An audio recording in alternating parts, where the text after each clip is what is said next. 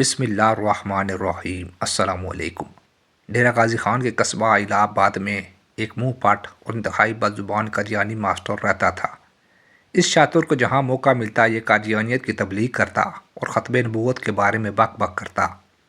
آخر ایک دن یہ اسی طرح بک بک کرتا مر گیا۔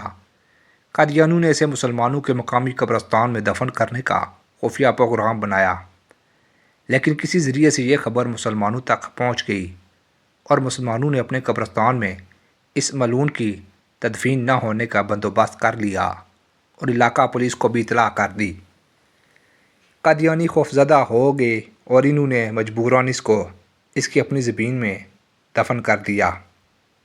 تدفین کے بعد قبر میں زبردست آگ لگ گئی اور یہ کیفیت 3 دن تک مقامی لوگ دیکھتے رہے۔ آخر قبر پھٹ گئی اور وہاں ایک بہت بڑا گڑھا بن گیا۔ لوگ دور دور سے اس عبرت گاہ کو دیکھنے آتے۔ قادیانیوں نے اپنی بے عزتی ہوتے دیکھ کر پتھروں سے اس گڑھے کو بھروا دیا اور اس کے اوپر قبر کا پختہ چبوترا قائم کر دیا، لیکن بدبختوں نے اس ہولناک واقعے سے عبرت حاصل نہ کی۔ جرمنی میں پاکستان سے گئی ہوئی ایک تبلیغی جماعت اپنے تبلیغی گشت میں مصروف تھی۔ شام ہونے کو تھی۔ جماعت نے مغرب کی نماز راستے میں آنے والی ایک مسجد میں پڑھی اور رات وہیں بسر کرنے کا ارادہ کیا۔ عشاء کی نماز ادا کرنے کے بعد مسجد کے امام سے جماعت کی گفتگو ہوئی اور امام مسجد سے وقت کا مطالبہ کیا۔ امام مسجد نے جماعت کے ساتھ 3 دن چلنے کا وعدہ کیا۔ صبح ہوئی تو پتہ چلا کہ مذکورہ مسجد تو قادیانی عبادت گاہ ہے اور امام مسجد اس علاقے کی قادیانی جماعت کا سربراہ ہے۔ جب امام مسجد کو اس بات کا پتہ چلا تو اس نے جماعت کے امیر سے کہا کہ اگرچہ میں قادیانی ہوں لیکن میں دین کی باتیں سیکھنے کے لیے آپ کے ساتھ چلوں گا۔ چنانچہ وہ جماعت کے ساتھ 3 دن کے لیے اسی وقت روانہ ہو گیا۔ اسے گھر سے نکلے یہ پہلی رات تھی کہ اسے خواب آیا۔ خواب میں اس نے دیکھا کہ سرور دو عالم صلی اللہ علیہ وآلہ وسلم تشریف فرما ہیں اور ساتھ حضرت ابو بکر صدیق رضی اللہ تعالیٰ عنہ اور حضرت عمر فاروق رضی اللہ تعالیٰ عنہ بھی بیٹھے ہوئے ہیں اور کچھ فاصلے پر ایک خنزیر زنجیر سے بندھا ہوا ہے۔ حضور صلی اللہ علیہ وآلہ وسلم اس قادیانی سے مخاطب ہو کر کہتے ہیں، تم اس خنزیر کے پاس تو جاتے ہو، ہمارے پاس کیوں نہیں آتے؟ خواب نے اسے ہلا کر رکھ دیا، لیکن اس نے کسی سے ذکر نہ کیا۔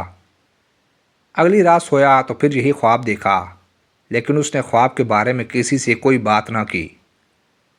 تیسری رات اس نے پھر خواب دیکھا کہ حضور صلی اللہ علیہ وآلہ وسلم اسے ناراضگی سے کہہ رہے ہیں، تم خنزیر کے پاس تو جاتے ہو لیکن ہمارے پاس کیوں نہیں آتے؟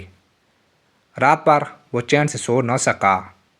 صبح ہوئی تو وہ سر جھکائے جماعت کے امیر کی خدمت میں حاضر ہوا۔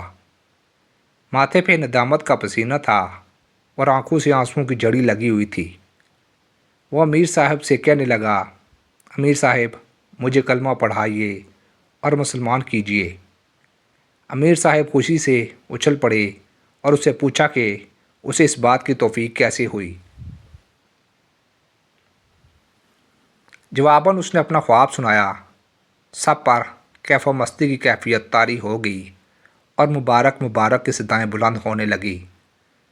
وہ نامسلم ہاتھ باندھ کر جماعت کے امیر سے درخواست کرنے لگا کہ میں اپنے گھر میں آپ کی دعوت کرنا چاہتا ہوں۔ امیر صاحب نے ساتھیوں سے مشورہ کے بعد اس کی دلجوئی کے لیے دعوت قبول کر لی۔ جب جماعت اس کے گھر پہنچی تو انہیں سخت حیرانی ہوئی کہ اس کا بہت بڑا ڈرائنگ روم قادیانیوں سے بھرا ہوا تھا۔ نامسلم جماعت کے امیر سے کہنے لگا، میں نے اپنا مبارک خواب ان سب کو سنایا تھا اور اب یہ سب کلمہ پڑھ کر مسلمان ہونا چاہتے ہیں۔ تبلیغی جماعت اللہ کا شکر ادا کر رہی تھی اور ہر سابق قادیانی بھی اسلام قبول کر کے اللہ کا شکر ادا کر رہا تھا۔ کوٹ کیسرانی، تحصیل تونسا، ضلع ڈیرہ غازی خان میں امیر مد نامی قادیانی مر گیا۔ اس مردود کو قادیانیوں نے مسلمانوں کی مسجد کے صحن میں دفن کر دیا۔ مقامی مسلمان اس حادثے سے چیخ اٹھے۔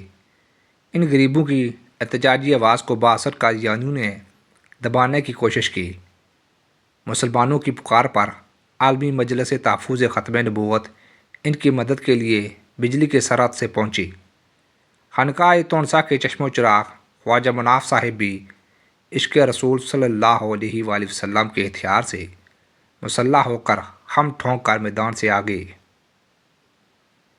جلوس نکالے گئے، کانفرنسیں ہوئیں اور حکومتی حکام سے مطالبہ کیا کہ قادیانی مردے کو مسجد سے نکالا جائے۔ حکومت نے ٹال مٹول سے کام لیا، لیکن عوام کے طوفانی احتجاج کے سامنے حکومت بے بس ہو گئی اور اسے مسلمانوں کا مطالبہ تسلیم کرنا ہی پڑا۔ چوڑوں کے ذریعے مردود کی قبر کشائی کی گئی۔ جو ہی قبر کھلی بدبو کے طوفان اٹھ کھڑے ہوئے۔ اس شدت کی بو کے لوگوں کے سر چکرا گئے اور آنکھوں سے پانی نکل آیا۔ لوگوں میں بھگدڑ مچ گئی۔ غلیظ اور کٹا پھٹا لاشا باہر نکلا تو مارے خوف کے چوڑے بھی کانپ گئے۔ لاش قادیانیوں کے حوالے کر دی گئی، جنہوں نے چوڑوں کے ذریعے ہی اسے اپنے گھر کے صحن میں دفن کر دیا۔ لیکن چند دنوں میں گھر میں ایسا تعفن پھیلا کہ گھر میں رہنا مشکل ہو گیا۔